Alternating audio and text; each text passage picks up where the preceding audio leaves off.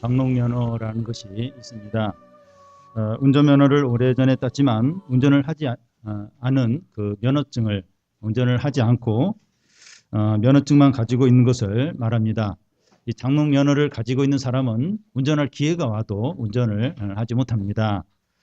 그래서 이 장롱면허를 가진 사람은 다시 운전연수를 받기 전에는 운전면허를 갖고 있지 않은 사람과 차이가 없게 됩니다. 우리는 지난주 살펴본 이 하나님의 놀라운 구원 과정이 현실 가운데서 이 장롱면허처럼 무능한 것이냐 아니면 역사하는 능력이 있느냐 하는 겁니다.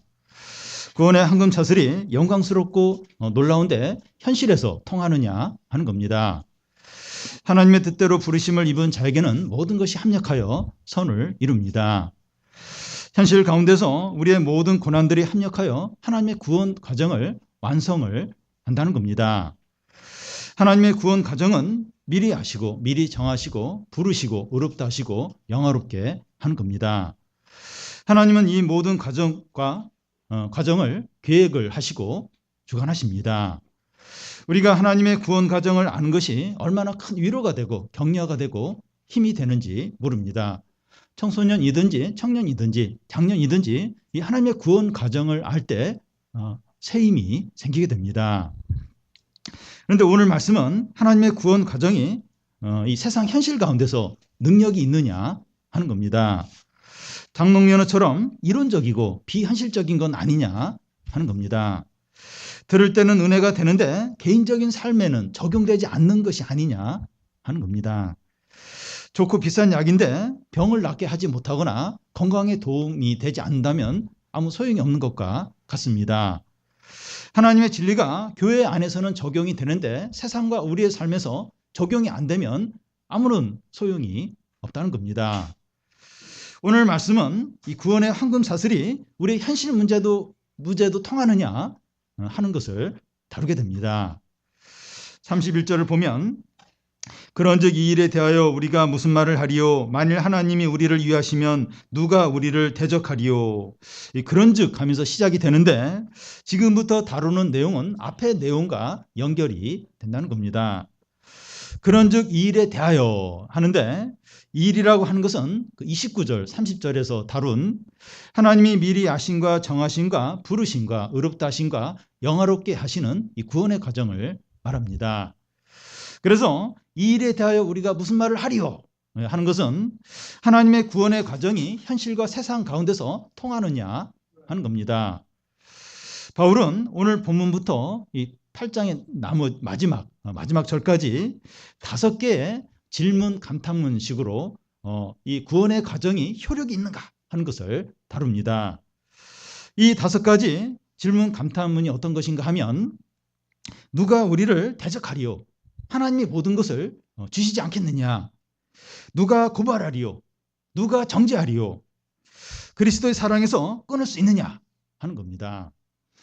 이 구원의 황금 사슬이 우리를 대적하는 자들이나 우리의 필요들이나 사람의 비난이나 사단의 참소나 여러 위협들 가운데 효과가 있느냐 하는 겁니다. 여러분 이 문제는 아주 대단히 중요한 문제입니다. 이 시간에는 그 5가지 중에서 4가지만 살펴보겠습니다. 먼저 이 첫 번째 질문 감탄문을 살펴보겠습니다. 그 31절 중간을 보면 만일 하나님이 우리를 위하시면 누가 우리를 대적하리요? 만일 하면서 이제 이 가정법을 사용하는데 보통 가정법은 이 불확실한 그걸 이렇게 다룰 때 하는데 여기서는 더 강조를 하기 위해서 이 가정법을 사용하고 있습니다. 만일 하나님이 우리를 위하시면 누가 우리를 대적하리요? 대적할 세력이나 사람이 없다는 겁니다. 하나님이 그의 백성을 위하신다는 내용은 성경 곳곳에 나와 있습니다. 이 창세기 15장에 보면 아브라함이 가나안 연합군을 물리치고 돌아와서 혹시 또 이 연합군들이 보복하지 않을까 두려워하게 됩니다. 그때 하나님께서 아브라함에게 나타나셔서 두려워하지 말라. 나는 너의 방패요 너의 지극히 큰 상급이라고 하셨습니다. 또 시편에 보면 그 다윗이 하나님은 나의 피난처시요 산성이요 반석이요 망대시라고 이제 고백을 하는 것을 볼 수 있습니다. 또 시편 23편에 보면 내가 사망의 음침한 골짜기를 다닐지라도 내가 해를 두려워하지 않는 것은 주께서 나와 함께 하심이라 주의 지팡이와 막대기가 나를 안위함이라고 말하고 있습니다. 또 시편 56편에 보면 내가 하나님을 의지하였은즉 두려워 아니하리니 사람이 내게 어찌하랴 말하고 있습니다. 출애굽기에서는 하나님 이스라엘 백성들을 독수리가 새끼를 날개로 업어서 옮기는 것처럼 그렇게 인도하였다고 말씀합니다. 구약 성경의 또 다른 부분에서는 하나님이 너희를 눈동자같이 지켰다고 그렇게 말씀합니다. 하나님이 우리를 이렇게 지키고 보호하시면 누가 우리를 대적하겠는가? 대적할 사람이 없다는 겁니다. 그런데 이 말씀은 하나님의 백성들에게 어떤 어려움도 없고 공격도 없다는 것을 말하는 것이 아닙니다. 하나님의 백성에게 환난이 있어요. 고난도 있고 핍박이 있습니다. 그런데 환난과 핍박으로 망하지 않고 승리를 한다는 겁니다. 마치 배를 타고 항해를 할 때 비바람이 쳐요. 폭풍을 만나지만 배가 침몰하지 않고 목적지까지 안전하게 도착하는 것을 하는 것과 같다는 겁니다. 이 권투 경기에서 한 선수가 많이 맞아요. 근데 쓰러지지 않고 끝까지 견뎌서 승리를 이제 하게 되는데 이제 이런 것과 같다는 겁니다. 하나님이 우리를 위하시면 누가 대적하리요? 우리가 여러 가지 어려움을 당하고 고난을 당하지만 하나님께서 우리를 위하시기 때문에 우리를 지키시기 때문에 반드시 승리하고 영광을 누리게 된다는 겁니다. 고난이 없다는 게 아니에요. 어려움이 없다는 게 아닙니다. 근데 고난과 어려움으로 안 쓰러지는 거예요. 하나님이 우리를 위하시기 때문에 결국 일어서고 견디고 그래서 영광과 승리를 얻게 된다는 겁니다. 그리고 앞에서 살펴본 이 하나님의 구원의 과정이 하나님이 우리를 위하신다는 것을 보여줍니다. 여러분, 이 하나님의 구원 과정만큼 우리를 위한 것이 없습니다. 우리가 29절, 30절에서 하나님의 이 구원의 과정을 살펴봤는데 나와 상관이 없는 것 같아요. 괜히 추상적인 것 같고. 근데 하나님의 구원 과정만큼 우리를 위하는 것이 없다는 겁니다. 하나님께서 우리의 구원 과정을 완성시키기 위해서 우리의 피난처가 되고 우리의 산성이 되신 겁니다. 성경에 보면 여러 가지 우리를 지키시고 보호하는 그런 말씀들이 나와요. 우리가 앞에서 방금 전에 살펴본 것처럼 그 하나님의 모든 보호의 말씀들, 왜 하나님 우리에게 피난처가 되고 산성이 되시는가? 하나님의 구원 과정이 우리를 통해서 온전히 이루어지도록 하기 위해서 하나님이 우리의 피난처가 되시고 산성이 되신다는 겁니다. 그래서 그 29절 30절에 나오는 하나님의 이 구원 과정이 우리를 위한 거예요. 우리를 지키시는 그런 말씀이라는 겁니다. 그래서 구원의 황금 사슬은 현실 가운데서 얼마나 참되고 능력이 있는지 모른다는 겁니다. 우리 교우들 가운데서도 좀 이렇게 막연하고 추상적으로 보일 것 같은 그 구원의 과정들, 그 5가지 그 말씀을 들으면서 많이 위로를 얻고 힘을 내는 그런 교우들이 있습니다. 이 구원의 황금 사슬, 현실 가운데서, 어려운 가운데서, 우리의 문제 가운데서 참되다는 거예요. 능력이라는 겁니다. 구원의 이 과정이 바로 우리를 위한 거라는 겁니다. 여러분, 이런 것을 이제 우리에 대한 하나님의 사랑이라고 할 수 있습니다. 우리는 어려울 때 하나님의 사랑을 기억하고 힘을 내고 격려를 받습니다.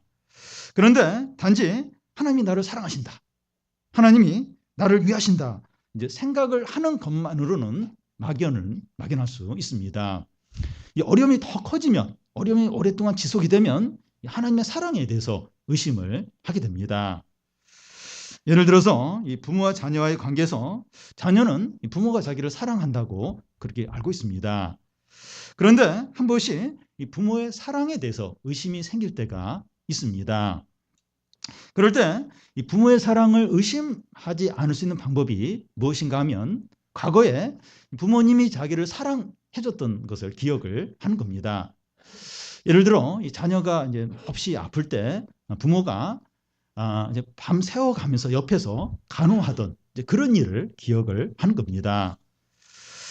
또 이 시험을 엄청나게 못 봐서 이제 혼날 줄 알았는데 이제 어깨를 두드려주면서 괜찮다고 이렇게 했던 일을 기억을 하는 겁니다. 그러면 이 부모의 사랑에 대해서 다시 확신을 하게 됩니다. 그러면 하나님이 우리를 사랑하신다. 하나님이 우리를 위하신다. 이것을 확신하려면 어떻게 됩니까? 부모의 사랑은 이제 그런 식으로 이제 확신할 수 있는데 또 하나님이 우리를 위하신다. 이걸 확신하려면 어떻게 됩니까? 하나님께서 우리를 위하여 행하신 일을 이제 알아야 합니다. 어떤 분은 이렇게 하나님은 나를 사랑하셔. 이런 걸 입버릇처럼 자주 말하는 분이 있어요. 하나님이 어떻게 사랑하는 걸 어떻게 알 수 있어? 물어보면 그건 뭐 잘 모르겠는데 느낌이 그렇다는 거예요. 하나님 나를 무척 사랑하는 것 같은 느낌이 팍팍 든다고 그럽니다. 여러분 느낌이라고 하는 것은 항상 바뀔 수 있어요. 날씨만 흐려도 하나님이 나 사랑 안 하는 거 아니야 이러면서 그 정도로 이제 왔다 갔다 이 느낌은 왔다 갔다 합니다. 그래서 이 하나님의 사랑에 대해서 확신을 하려면 하나님이 우리를 위해서 행하신 일이 뭔가 이걸 분명히 알아야 한다는 겁니다. 32절을 보면 자기 아들을 아끼지 아니하시고 우리 모든 사람을 위하여 내주시니가 어찌 그 아들과 함께 모든 것을 우리에게 주시지 아니하겠느냐.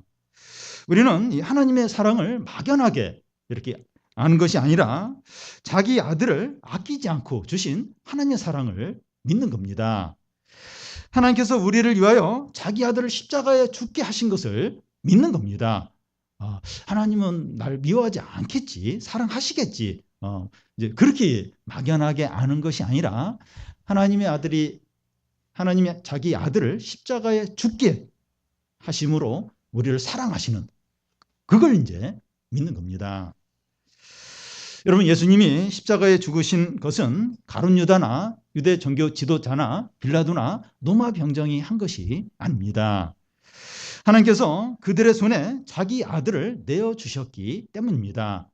하나님이 예수님을 지키고 내어주지 않으려고 했으면 아무도 건드리지 못합니다. 근데 하나님께서 자발적으로 적극적으로 이 아들을 내어준 거예요. 그래서 빌라도와 로마 병정들이 예수님을 십자가에 못 박을 수 있었던 겁니다. 하나님이 자기 아들을 십자가에 내어 주실 때 하나님 아버지의 마음이 어떻겠습니까? 사고로 잃은 그 아들을 부모님은 그 아들을 생각하면서 아들의 물건을 버리지를 못하는 거예요. 그리고 아들의 속옷을 입으면서 이 아들의 어떤 기운을 느낀다고 그렇게 말하는 분이 있습니다.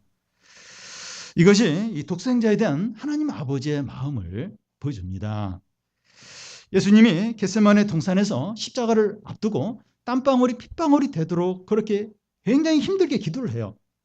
하나님 아버지의 마음도 그러한 거예요. 그 아들이 십자가를 앞두고 기도하는 그때 똑같이 하나님 아버지의 마음도 너무나도 고통스러운 겁니다. 하나님이시니까 그런 걸 힘들고 이제 하실까? 안 그런 거예요. 예수님도 엄청나게 힘들었던 거예요. 근데 하나님 아버지는 더 힘들었죠. 이제 그런 과정을 이제 통과한 겁니다. 하나님이 자기 아들을 십자가에 내어줄 때 그냥 갑자기 자기 아들을 막 사고로 잃어버린 그게 아니라 하나님은 자발적으로 그렇게 안 하셔도 돼요. 근데 자발적으로 그 아들을 이제 하나의 과정을 겪으면서 아들을 십자가에 죽게 하셨습니다. 골고다 언덕 십자가 위에서 죽어가는 예수님의 모습을 볼 때 하나님은 그 아들에게 어떤 조금의 은혜나 조금의 궁혈도 베풀지 않고 너무나 세게 치는 겁니다. 철저하게 심판을 하고 저주를 하는 것을 볼 수가 있습니다. 우리를 위해서, 우리 구원을 위해서 하나님 아버지가 이렇게 하신 겁니다. 여러분, 하나님이 우리를 사랑하신다고 할 때 감정적으로나 느낌으로나 우리 중심적으로만 알도록 하지 않아야 됩니다. 우리 느낌. 하나님이 나를 사랑하시는 것 같아. 너무 좋다. 막 이렇게 느낌. 그러다가 또 어느 때는 뭐 일이 안 되면 하나님 나를 뭐 미워하시는 것 같아. 막 이러면서 그 감정으로, 느낌으로만 그렇게 하지 않도록 해야 합니다. 하나님이 우리를 위하여 행하신 일에 근거를 해서 생각을 해야 합니다. 하나님이 행하신 일과 그 말씀에 따라서 우리에 대한 하나님의 사랑을 확신하는 겁니다. 그 사랑을 믿는 겁니다. 자기 아들을 아끼지 않고 내어주시니가 아들과 함께 우리에게 모든 것을 주시지 않겠느냐. 큰 것을 주신 분이 작은 것을 아까워하겠느냐. 자기 아들을 아끼지 않고 주시니가 먹을 것과 입을 것을 주시지 않겠느냐. 영생을 주시니가 육신적인 필요에 무관심하겠느냐. 대기업 회장이 사위에게 자기 딸을 주면서 가전제품 안 사주려고 아까워하고 그러겠느냐 하는 겁니다. 하나님 아버지께서 가장 가치 있는 아들을 아끼지 않고 주셨다면 덜 가치 있고 덜 중요한 것을 아까워하지 않는다는 겁니다. 염려하지 말라는 거예요. 경제적인 문제나 주택 문제나 취업이나 대학 입시나 건강이나 노후 문제에 대해서 너무나 염려하지 말라는 거예요. 물론 염려가 되죠. 근데 너무 염려를 하지 말라는 겁니다. 아들을 아끼지 않고 주셨는데 다른 것을 아까워하지 않는다는 겁니다. 우리는 이 간단한 논리를 아는 게 필요합니다. 더 크고 귀한 것을 아까워하지 않고 줬다면 덜 중요한 거, 덜 귀한 거 아까워하지 않고 준다는 겁니다. 이 간단한 논리, 이걸 우리는 기억을 해야 됩니다. 먹는 것이나 입는 것이나 우리의 필요에 대해서 너무 염려하지 말라는 거예요. 염려가 되죠. 근데 너무 거기에 염려하고 사로잡히지 말라는 겁니다. 근데 우리가 이 말씀을 들을 때 바로 의문이 들 수 있습니다. 지금 나에게 필요한 것들을 왜 주시지 않는 것일까? 분명히 아들을 주시는데 뭐 다른 거 육신적인 필요 이렇게 안 주시겠느냐 하는데 우리가 이게 필요라는 거 안 주셨어요. 기도하고 있는데도 계속 이렇게 안 주시는 그게 있어요. 어떻게 된 겁니까? 그 대답은 간단합니다. 하나님이 우리를 사랑하지 않거나 능력이 없어서가 아닙니다. 이것은 마치 현명하고 생각이 깊은 부모가 자녀의 요구를 다 들어주지 않는 것과 같습니다. 어떤 부모는 자녀를 훌륭한 사람이 되도록 하기 위해서 엄하게 때로는 가혹할 정도로 대할 때가 있습니다. 공부뿐만 아니라 스포츠나 예술 분야에서 자녀를 엄격하게 교육을 시켜서 나중에 자녀를 훌륭한 사람으로 키우는 그런 경우들이 많이 있습니다. 겉으로 볼 때는 미워하는 것처럼 보이지만 사실은 깊은 어떤 더 큰 사랑이 있는 것이죠.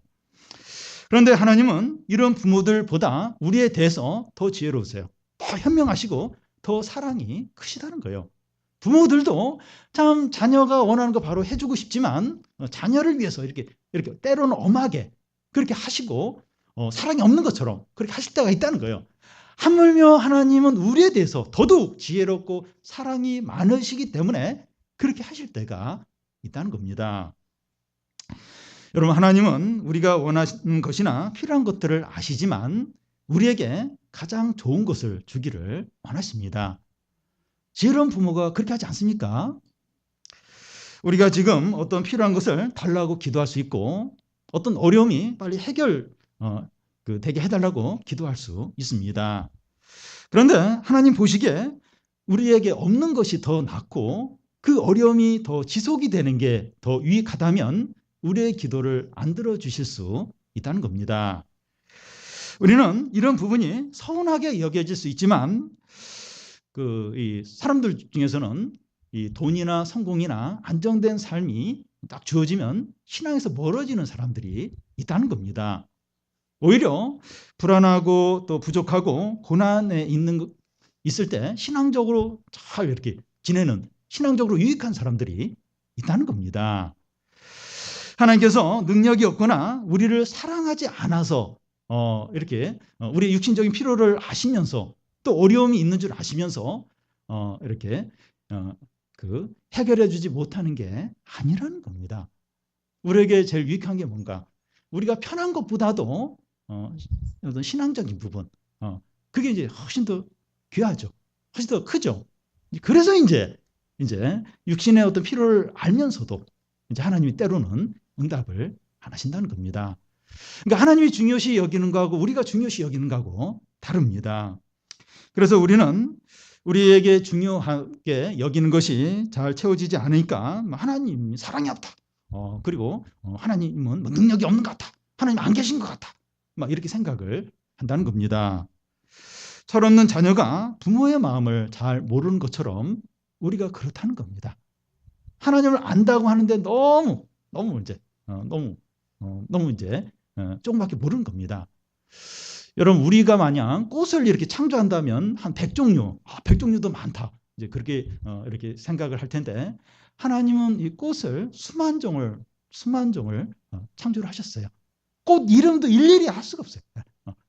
하나님은 우리와 너무 달라요. 너무나 크시고 광대하시고 지혜로우시다는 거예요. 근데 우리는 너무 철이 없어요. 철이.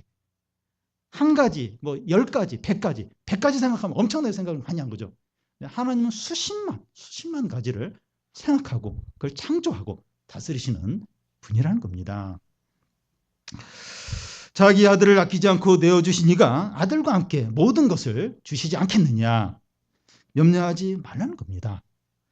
혹시 우리가 원하는 것을 주시지 않았다면 분명히 선한 이유가 있고 더 좋은 것을 주시기 위해서라는 겁니다. 하나님이 우리의 필요를 채워주시든지 아니면 더 좋은 거, 그거 안 주셨다면 더 좋은 것을 주시려고 한다는 겁니다.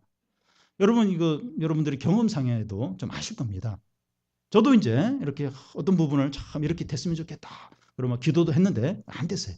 나중에 보니까 하나님 그때 안 주신 게 훨씬 좋았고 그 어려움을 통해서 훨씬 더 좋은 것을 받은 경험이 얼마나 많은지 모릅니다.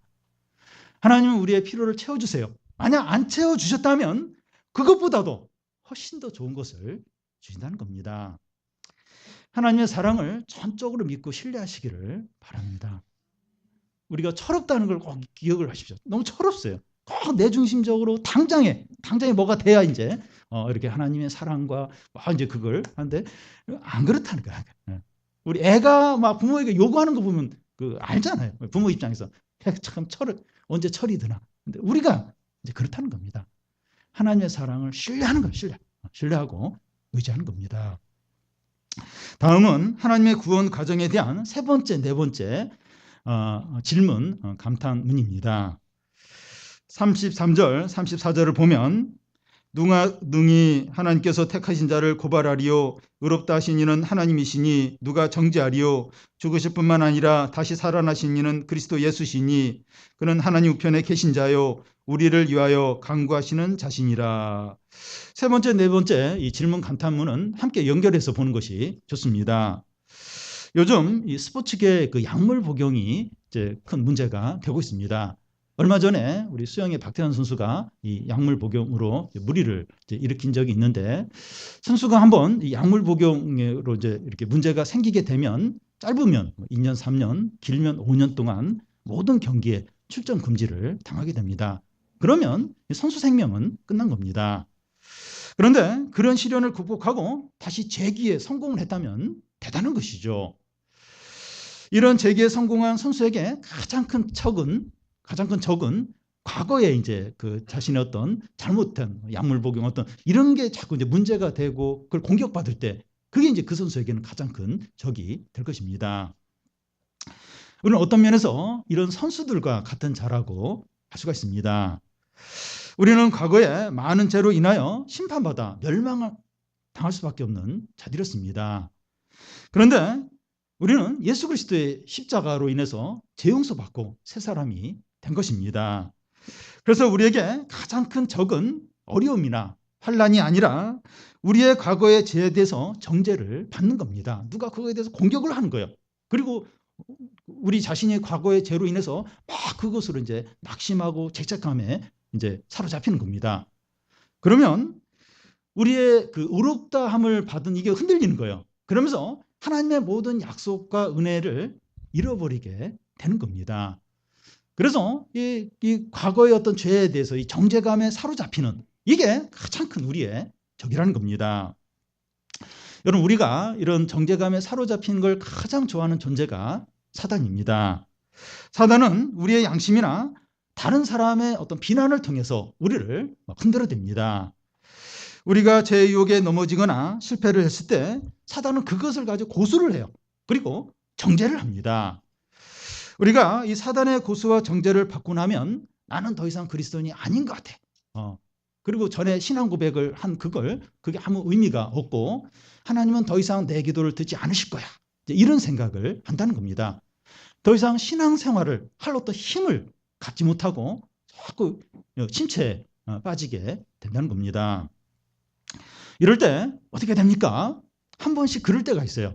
과거에 제가 생각이 나거나 또 현재 어떤 죄를 이렇게 딱 짓고 나면 누가 막 그거에 대해서 비난을 하기도 하고 또 사단이 막 그거 가지고 막 고소를 하고 막 정죄를 하고 하나님이 더 이상 너의 기도를 안 들어주실 거야. 너는 이제 끝장난 거야. 막 이런 생각을 우리 안에 갖게 하고 그럴 때 어떻게 됩니까?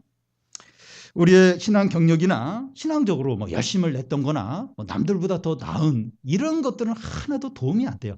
이런 거 붙들어도 아무 소용이 없게 됩니다. 오직 하나님이 우리를 위하여 행하신 것이 뭔가 그것을 붙들어야 합니다. 33절 또 34절에 하나님께서 행하신 일들이 쭉 나오는데 어떤 것인가 하면 하나님께서 우리를 택하시고 의롭다 하시고 예수 그리스도가 우리를 위하여 죽으셨다가 다시 살아나시고 그리스도가 하나님 보좌 우편에서 우리를 위해서 기도를 하신다는 겁니다. 여러분 이걸 붙들어야 돼. 이걸 하나님이 우리를 위해서 죽었다가 다시 살아나시고 그러면서 의롭다 하시고 예수 그리스도가 하나님 우편에서 우리를 위해서 기도하시는 이걸 굳게 붙들어야 합니다. 다른 여러분, 하나님께서 우리를 창세전에 택하시고 예수 그리스도가 죽으시고 부활하심으로 우리를 의롭다 하시고 그리스도가 우리를 위해서 하나님 보좌 우편에서 기도를 하고 있는데 우리의 양심이 우리를 정죄할 수 있습니까? 다른 사람이 우리를 비난할 수 있습니까? 사단이 우리를 고소할 수 있습니까? 예수 그리스도가 우리를 위해서 우리를 의롭게 하기 위해서 죽으시고 부활을 하셨어요. 하나님이 의롭다고 하셨습니다. 예수 그리스도가 하나님 보좌 우편에서 우리를 위해 기도하고 있어요. 근데 자꾸 양심에 찔리는 거예요. 내가 양심이 찔리고 그래서 막 이렇게 침체에 빠지고 정죄감에 사로잡히고 또 내가 회개를 했는데도 다른 사람이 막 가지고 그 과거의 어떤 실패나 어떤 죄에 대해서 자꾸 이야기를 하는 거예요. 그리고 또 막 사단이 막 어떤 정죄감과 막 그런 걸 막 합니다. 이게 통할 수 있느냐 하는 겁니다. 예수 그리스도가 내 죄를 위해서 죽으시고 부활을 하셨어요. 그리고 영원전에 창세전에 하나님이 나를 아십니다. 그리고 지금도 예수 그리스도가 하나님 보좌 우편에서 나를 위해서 기도하고 계세요. 예수 그리스도 하나님이 나를 위해서 그렇게 선언하시고 인정하셨는데 내 양심이 나를 정죄하고 다른 사람의 비난이 나를 다시 과거의 죄인으로 만들고 사단의 고소가 그게 효과가 있겠느냐 하는 겁니다. 그게 의미가 있겠느냐 하는 겁니다. 그럴 수 없다는 겁니다. 하나님이 우리를 의롭다고 하신 것은 영원한 선언입니다. 그리스도 안에 있는 자에는 결코 정죄함이 없나니 그걸 딱 믿었어요. 근데 또 막 이렇게 죄를 짓고 또 양심의 어떤 그런 가책을 느끼고 또 막 사람들이 뭐라고 하는 거에 막 영향을 받고 막 이래가지고 이거 다시 정죄함에 빠지는구나. 그래서 선언이 취소가 됐다가 또 다시 또 이렇게 해서 또 그 선언이 다시 효과가 다시 나타나고 그렇게 왔다 갔다 하는 것이 아니라는 겁니다. 하나님께서 의롭다고 선언하신 것은 영원히 유효합니다. 한번 그렇게 선언하시면 영원한 겁니다. 영원한 겁니다. 우리의 양심이나 다른 사람의 비난이나 율법의 계명이나 사단의 고소도 우리가 의롭게 된 것을 무효화시키지 못한다는 겁니다. 그리스도의 피를 근거해서 의롭다고 선언을 했는데 그리스도의 피를 무효화시킬 수 있는 것은 아무것도 없다는 겁니다. 아무리 우리 양심에 너무 이제 힘들다 할지라도 해결을 했는데도 너무 마음에 찔린다 할지라도, 또 남들이 뭐라고 한다 할지라도, 사단이 계속해서 막 나를 뒤쑤시고 막 흔들고 막 이렇게 정죄감을 막 엄청나게 준다 할지라도 그리스도의 피를 무효화시키지 못한다는 거예요. 우리가 의롭게 된 것은 그리스도의 피를 근거로 해서 의롭다고 선언을 했다는 겁니다. 영원하게 유효해요. 영원하게 유효합니다. 어떤 것도 예수 그리스도 하나님이 의롭다고 선언을 했는데 누가, 우리의 양심이, 사단까지도 그것을 무효화시키거나 그걸 막 정죄감을 다시 몰아가거나 그렇게 하지 못한다는 겁니다. 사랑하는 여러분, 우리가 우리를 어떻게 보느냐 하는 것이 중요합니다. 우리는 우리를 어떻게 생각을 해야 합니까? 여러분, 우리가 우리를 어떻게 보느냐, 여기에 따라서 모든 것이 결정이 됩니다. 제가 주중에 그 TV에서 유명한 강사인 김미경 씨의 강의를 잠시 들은 적이 있습니다. 그분이 무슨 얘기를 하는가 하면 이 자기라는 존재가 이 두 개가 있다는 겁니다. 하나는 원래의 자기라고 해서 순수한 자기가 있고, 다른 하나의 자기는 이 꿈을 쫓아서 사는 자기가 있다는 겁니다. 성공하고 사람들에게 인정받고 사회적인 타이틀을 가지고 있는 이 자기가 있다는 겁니다. 그런데 이 사람들이 꿈을 쫓아서 살다 보면 원래의 자기와는 이렇게 멀어지고, 성공하고 세상에서 보여지는 자기가 진짜 자기인 것으로 생각을 한다는 겁니다. 근데 살다 보면 실패를 하게 되고, 사람들로부터 인정을 받지 못하게 되고, 사회적인 지위를 잃게 되면 남들에게 보여지는 자기가 무너지는 거예요.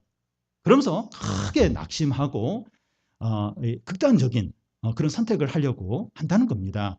그러니까 자기가 두 개라는 거예요. 그러니까 그 성공하고 남에게 보여지는 자기. 근데 이 자기가, 그러니까 성공을 못하면 또 뭐 이렇게 부도가 나고 이러면 이제 그 자기 그 남에게 보여지는 자기는 무너진 거예요. 그러면서 엄청난 어떤 좌절을 겪게 된다는 겁니다. 이제 그럴 때 필요한 것이 원래 자기를 되찾는 거라는 겁니다. 이 김미경 씨가 하는 말이, 집에서 이제 하루 종일 자고 먹고 놀아도 괜찮은 원래의 자기를 되찾는 것이 행복의 길이라고 말합니다. 다시 말해서 이 사람들은 쉽게 이제 이렇게 사람들이 이제 남들에게 보여지는 그런 자기 이게 이제 진짜 자기라고 이제 여기는데, 그게 이제 무너질 때가 있다는 거예요. 무너지고 그러면 사람들이 낙심하는데, 그러니까 그런 거 없는 그 순수한 원래 자기를 되찾으면 이렇게 남들에게 보여지는 자기가 무너졌다 할지라도 이제 원래의 자기가 있으니까 그렇게 이제 크게 이제 낙심하지 않고 이제 이렇게 좀 안정적이 되고 또 조금 더 행복도 누리게 된다는 겁니다. 옳은 말이고 이제 설득력이 있습니다. 그 강의를 듣는 사람들이 막 눈물을 흘리면서 많은 감동을 받았습니다. 저도 감동을 받았습니다. 제가 왜 이분의 강의 이야기를 하는가 하면 오늘 말씀과 비교가 되기 때문입니다. 이분이 말하는 것은 우리 자신을 바라볼 때 꿈을 쫓는 자기를 바라보는 것이 아니라 원래 이 자기를 이제 바라보라는 겁니다. 왜냐하면 꿈을 쫓는 자기는 불안정하지만 원래 자기는 상대적으로 안정적이라는 겁니다. 그러니까 이렇게 남들에게 보여지는 어떤 세상적인 그런 자기는 그러니까 상황에 따라서 이제 왔다 갔다 하니까 불안정하죠.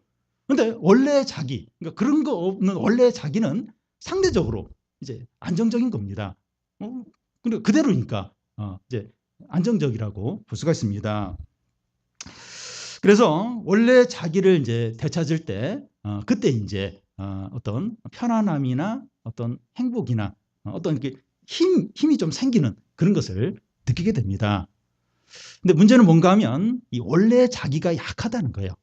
약하고 원래 자기도 불안정하다는 겁니다. 그래서 이 상담학에서 자주 하는 말이 자기 자신에 대해서 칭찬을 해주라고, 괜찮다, 잘하고 있다, 또 자기 자신에게 선물을 이렇게 해주라고 말합니다. 그러니까 이렇게 평상시에 돈 아끼던 사람이 자기를 위해서 이제 좋은 옷도 이렇게 사서 입는 거예요. 그리고 또 여행 전혀 생각을 못했던 사람이 한번 이제 자기를 위해서 여행을 혼자 이제 갔다 온다든지, 그러니까 자기에게 선물을 주라는 겁니다. 이게 무슨 얘기인가 하면 원래 자기가 약하다는 거예요. 약하기 때문에 칭찬이 필요하고 격려가 필요하고 인정이 이제 필요해야 이렇게 그걸 채워줘야 그래야 이제 자기가 또 이제 힘을 내면서 이제 행복할 수 있다는 거죠. 그런데 이 지난주와 오늘 로마서 말씀은 우리를 어떤 자라고 말합니까? 하나님이 창세전에 우리를 아시고 미리 정하시고 부르시고 의롭다 하시고 영화롭게 하신 자라고 말하고 있습니다. 우리는 우리 자신을 어떻게 바라봐야 합니까?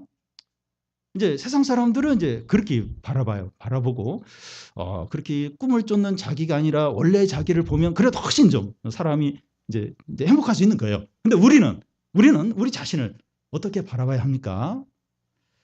단지 원래 자기가 아니라 그리스도 안에서 거듭난 자로 하나님의 자녀로 또 하나님의 사랑을 받은 자로 바라보는 것입니다.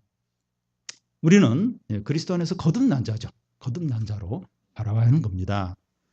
더 나아가서 하나님의 선택을 받은 자이고 의롭다고 영원히 선언을 받은 자이고 예수 그리스도가 하나님의 우편에서 기도해 주는 자라는 겁니다. 우리가 누군가, 내가 누군가 하나님의 선택을 받은 자야. 그리고 영원히 의롭다고 선언을 받은 자입니다. 예수 그리스도가 하나님 우편에서 계속해서 쉬지 않고 기도를 해주는 자가 바로 우리들입니다. 우리는 우리 자신을 이런 자로 봐야 됩니다. 진짜 내가 누군가, 진짜 나가 누군가, 바로 이런 자예요. 우리가 바로 이런 자인 겁니다. 여러분, 이 꿈을 쫓는 자기나 또 원래 자기를 바라보는 것하고 성경이 말하는 우리를 바라보는 것의 차이를 아시겠습니까? 원래 자기를 바라보는 것과 구원의 황금사슬 안에 들어있는 우리를 바라보는 것의 차이를 아시겠습니까? 사람들은 뭐 성공해서 이렇게 또 막 이렇게 사람들 인정해주는 그런 자기, 그게 진짜 자기인 것처럼 생각을 하기도 하고, 또 어떤 사람은 원래의 자기, 그걸 이렇게 되찾아서 그것과 함께 이렇게 또 조금 더 이렇게 좀 더 나은 삶을 살고, 그런 거 하고 구원의 황금사슬 안에 들어있는 우리 하나님이 선택하시고 이미 아시고 또 정하시고 의롭다 하시고 영화롭게 하신 그런 자기하고 그 차이를 아시겠습니까? 뭐 이렇게 꿈을 쫓는 자기나 또 원래 자기를 이제 바라볼 때 또 이렇게 뭐 좋기도 하고 행복하기도 하고 뭐 안정감을 느끼기도 하고 조금 힘을 얻기도 하는 정도이죠. 그런데 우리가 그리스도 안에서 변화된 그런 우리 자신을 바라볼 때 그런 자신을 우리가 알 때 말할 수 없는 그 위로와 생명과 영광과 기쁨과 능력과 구원을 누리게 됩니다. 우리가 그렇게 바라볼 때 그런 평안과 영광을 누리는 겁니다. 우리가 우리 자신을 위로해 주어야 하는 게 아니라 막 격려해 주고 칭찬해 주고 우리에게 선물해 주고 막 우리 그걸 막 이렇게 해줘야 이제 이렇게 우리가 우리 자신 힘을 내니까 세상 사람들이 하는 것처럼 그렇게 하는 것이 아니라 하나님으로부터 생명과 은혜와 기쁨과 능력과 영광과 구원이 넘치도록 임하는 겁니다. 그러니까 하나님이 없는 사람은 이제 자기가 자기를 막 격려를 해줘야 돼요. 그래야 막 조금 힘이 나고 막 그런데 우리 믿는 사람은 그리스도 안에 있는 우리는 하나님으로부터 위로와 기쁨과 능력과 영광과 구원과 엄청난 것들이 넘치도록 공급이 되는 겁니다. 능력 주시는 자 안에서 모든 것을 하는 겁니다. 우리 안에 생수가 계속해서 영원히 솟아나는 자들이 우리인 것입니다. 여러분 차이를 아시겠죠? 이렇게 그냥 이렇게 어떤 상담학에서 말하는 어떤 그것도 유익하죠. 유익한데 그거하고 그리스도 안에 있는 자하고 이게 얼마나 차이가 나요. 얼마나 우리가 복된 자인가, 얼마나 존귀한 자인가. 사랑하는 여러분, 구원의 황금사슬이 우리의 현실에 통합니까? 통할 뿐만 아니라 능력으로 나타납니다. 만일 하나님이 우리를 위하시면 누가 우리를 대적하겠는가? 대적할 세력이나 사람이 없다는 겁니다. 구원의 가정을 이루기 위해서 하나님 우리를 지키신다는 거예요. 우리가 앞으로 죄를 짓고 넘어질 수 있는데 그래도 황금사슬이 유효합니까?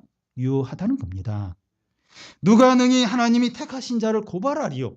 예수 그리스도가 죽고 부활하시면서 의롭다 했는데 누가 정죄를 하고 누가 죄인으로 몰아가겠느냐 하는 겁니다. 구원의 황금사슬 우리에게 영원히 유효하다는 겁니다. 사랑하는 여러분, 구원의 황금사슬을 굳게 붙들므로 아무것도 염려하지 말고 모든 것이 합력하여 구원을 이루는 것을 다 보고 누리는 성도들이 되시기를 바랍니다. 우리 같이 좀 기도하겠는데요. 우리가 이렇게 구원의 이 과정, 구원의 황금사슬 우리가 계속 보고 있는데 이걸 우리 현실에 지금 적용하는 그런 말씀입니다. 현실에 통할 뿐만 아니라 능력으로 나타난다는 겁니다. 그리고 이 구원의 과정이 바로 우리를 위하는 거를 이 구원의 과정 때문에 하나님 우리를 보호고 보호하시고 지키신다는 겁니다. 우리가 이 구원의 황금사슬 이걸 전적으로 믿고 붙들 수 있도록 기도하고요.